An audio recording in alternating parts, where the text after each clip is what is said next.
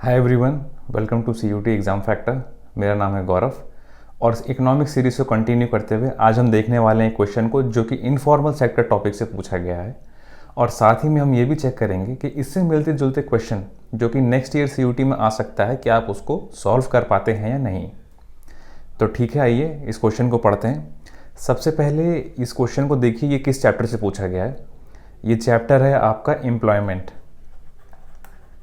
जो कि Indian economy की किताब में 7 चैप्टर पर है।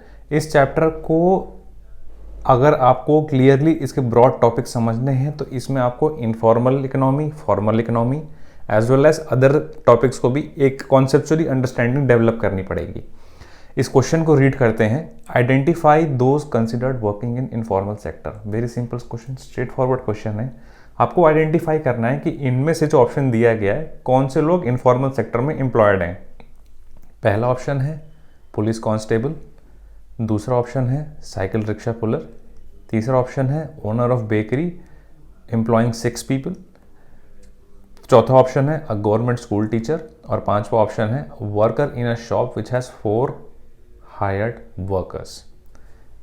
तो ये 5 ऑप्शन आपको दिए गए हैं। इन पांचों में से आपको चूज़ करना है कि इनफॉर्मल सेक्टर में क्या क्या आ सकते हैं। उसके लिए आपको समझना पड़ेगा कि इनफॉर्मल इकोनॉमी और फॉर्मल इकोनॉमी में क्या अंतर है।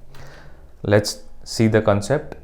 देखिए, इनफॉर्मल, सबसे पहले आपको डेफिनेशन क्लियर कर देते हैं कि informal sector consist of unregistered and small unincorporated private enterprises engage at least in partly in producing goods and services for the market.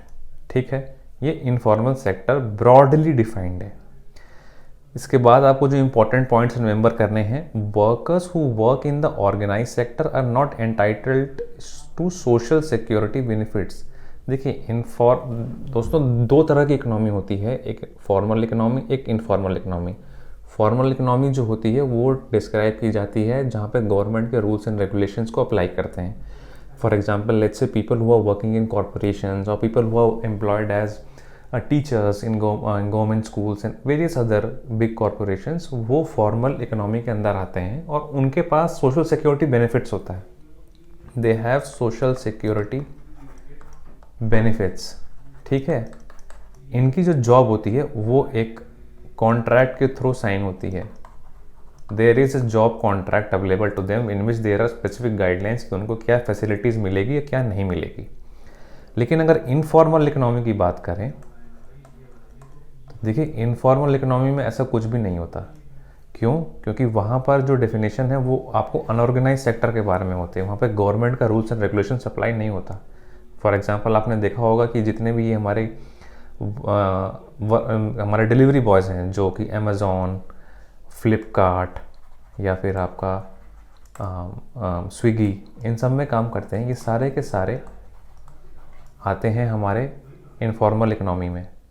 और इनके पास यूजुअली जो इनका कॉन्ट्रैक्ट साइन होता है ये बहुत ही एक शॉर्ट टर्म एंगेजमेंट के लिए होता है, ये कोई बहुत लॉन्ग टर्म एंगेजमेंट के लिए नहीं होता।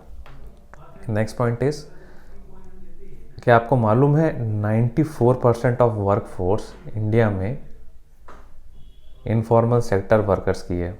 और ये किसकी रिपोर्ट के हिसाब से है? ये IMF के 2019 रिपोर्ट के हिसाब से। Employment of informal sector workers किस चीज़ पर डिपेंड होता है? पहली बात तो है कि वहाँ का नेचर ऑफ मार्केट कैसा है। देखिए, बहुत सिंपल सा है। अगर आपके पास कुछ स्किल्स हैं, फॉर एग्जांपल आप प्लम्बर का काम करते हैं, आप डिलीवरी बॉय का काम करते हैं, तो आप उस सेक्टर को ढूंढेंगे या फिर उस लोकेशन को ढूंढेंगे जहाँ पर उस चीज़ की वैल्यू हो और उससे आप कुछ पैसा कमा सकते हैं, आपके लिए एक अपॉर्चुनिटी क्रिएट हो सके। तो ये लोग उस मार्केट को देखते हैं जहाँ पे डिमांड होती है।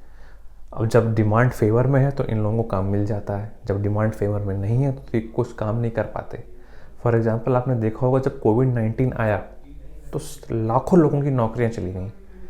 ज़्यादातर वो लोग थे जिनको इनफॉर्मल सेक्टर में एम्प्लॉयमेंट दी गई थी। ये बहुत ही एक डेंजरस वो है। अब क्वेश्चन में देखते हैं कि इसका सही आंसर क्या होगा। एक चीज़ और आप जान लीजिए कि इनफॉर्मल सेक्टर में जो लोग एम्प्लॉय होते हैं, जो यहाँ पे इनफॉर्मल सेक्टर की जो फर्म्स होती हैं, ये 10 वर्कर्स या उससे कम की होती हैं। ठीक है, अगर 10 वर्कर्स से ज़्यादा एम्प्लॉयड हैं आपकी कंपनी में तो वो एक फॉर्मल सेक्टर में कन्वर्ट हो जाती है। आइडियली देखा जाए तो हम लोगों ने इनफॉर्मल सेक्टर का देखा कि यहाँ पे नेगेटिव्स बहुत ज़्यादा हैं, क्योंकि सोशल असिस्टेंस स्कीम नहीं है, इनके पास कोई कॉन्ट्रैक्चुअल बेनिफिट्स नहीं है, इनके पास कोई अपना मेडिकल इंश्योरेंस जो कंपनी की तरफ से जहाँ पर ये एम्प्लॉयड है, जिस कंपनी में एम्प्लॉयड है, वो प्रोवाइड नहीं करता। फॉर एग्जांपल छोटे छोटे ढाबे में या फिर आप अलोंग द हाईवे पे आप देख लीजिए, इतने सारे ढाबे खुले हैं, ये लोग वहाँ पे काम करते हैं, जो पैसा मिलता है वहाँ से कमाते हैं और अपना गुजारा करते हैं। लेकिन इसकी एक अलग साइड भी है। अलग साइड देखें तो क्या जब इतने सारे लोग इनफॉर्मल सेक्टर में एम्प्लॉयड हैं तो ये कैसे इकोनॉमी को सपोर्ट कर रहा है। सबसे बड़ा काम है एम्प्लॉयमेंट सेक्टर का कि ये फ्लेक्सिबिलिटी, इसका जो मेन है ये फ्लेक्सिबिलिटी देता है। फॉर एग्जांपल लेट्स से एक आदमी है, उसके पास स्किल्स है कि कैसे खाना बनाना है, तो वो जब उसका दिखेगा उस मार्केट में उसके पास अपॉर्चुनिटी है तो वो वहाँ जाकर अपने स्किल्स, जो भी उसके पास स्किल्स है वो जाके यूज़ कर सकता है। तो उस आदमी के पास फ्लेक्सिबिलिटी है कि वो अपने हिसाब से काम करे। ये एक पॉजिटिव फैक्टर है। इनफॉर्मल इकोनॉमी जो है वो हमारे देश की इकोनॉमी को बहुत बड़ा सपोर्ट करती है। दूसरा होता है इसमें कि जॉब क्रिएशन बहुत देते हैं। कैसे? अब देखिए, फॉर्मल सेक्टर में चाहे गवर्नमेंट सर्विसेज हो गए या बाकी चीज़ें हो गई, बाकी जगहों पर इतनी जॉब क्रिएशन अवेलेबिलिटी नहीं हो पाती है। गवर्नमेंट ऑफ इंडिया केवल 2% लोगों को ही एम्प्लॉयमेंट दे पाएगी, कितने लाखों बच्चे एग्ज़ाम देते हैं। बट इनफॉर्मल इकोनॉमी में अगर आपके पास कोई भी स्किल्स है, अनफॉर्चुनेटली उन स्किल्स को एक प्रॉपर तरीके से अभी रिकॉग्नाइज नहीं किया जा रहा है, बट धीरे धीरे हो जाएगा। जैसे जैसे और कंपनीज डेवलप होंगी, लॉज में चेंजेस आएंगे। तो दूसरा पॉइंट है जॉब क्रिएशन में हेल्प करना। तीसरा पॉइंट है इसका income generation for vulnerable groups. जो ये इनकम जनरेट करते हैं वल्नरेबल ग्रुप्स के लिए।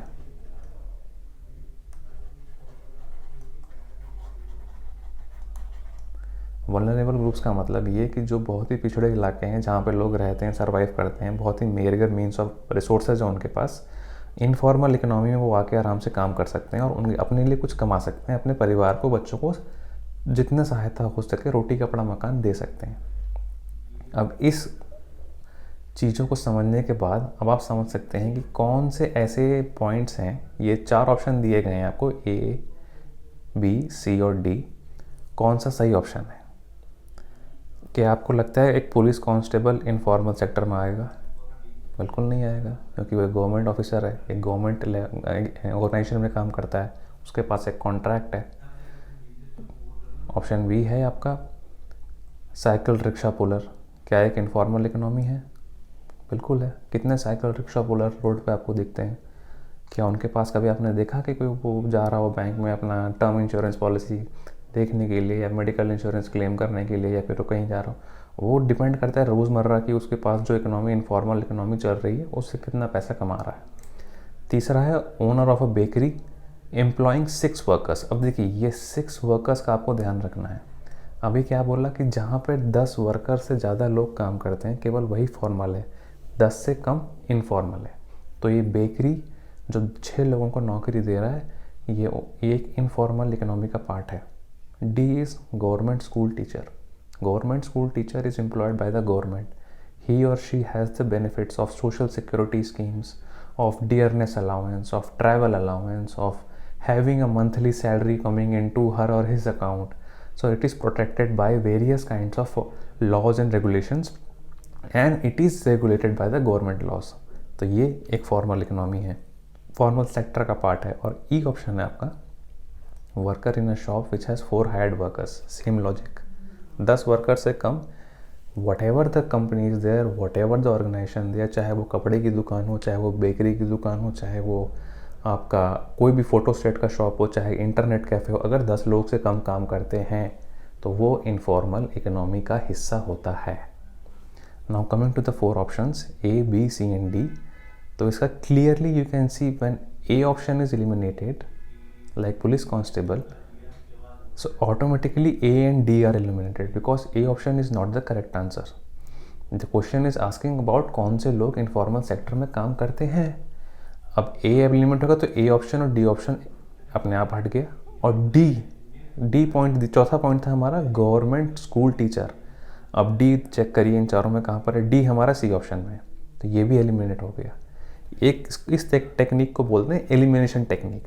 आपको अगर सही आंसर ना पता हो तो आप उस टॉपिक को एक ब्रॉडली अंडरस्टैंड कर सकते हैं ऑप्शन को, फिर आप चूज़ कर सकते हैं। तो ऑटोमेटिकली इसका आंसर हो गया B, which is C option, B option and E option. Cycle rickshaw puller, owner of bakery and worker in a shop which has 4 head workers. अब आइए देखते हैं इसी से मिलता जुलता क्वेश्चन जो कि नेक्स्ट ईयर CUT में आपसे पूछा जा सकता है। ये है वो क्वेश्चन। आप चाहें तो अभी वीडियो को पॉज करके इस क्वेश्चन को सॉल्व कर सकते हैं, या फिर जो हमने समझाया उसको आप दोबारा रिवाइज करके इस क्वेश्चन को सॉल्व कर सकते हैं। Thank you for watching the video. आज हमने इनफॉर्मल और फॉर्मल इकोनॉमी के टॉपिक को पढ़ा। ऐसे ही इंटरेस्टिंग टॉपिक्स के लिए जुड़े रहिए एक CUT एग्जाम फैक्टर के साथ।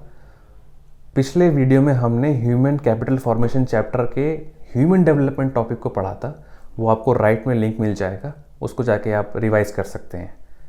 All the best.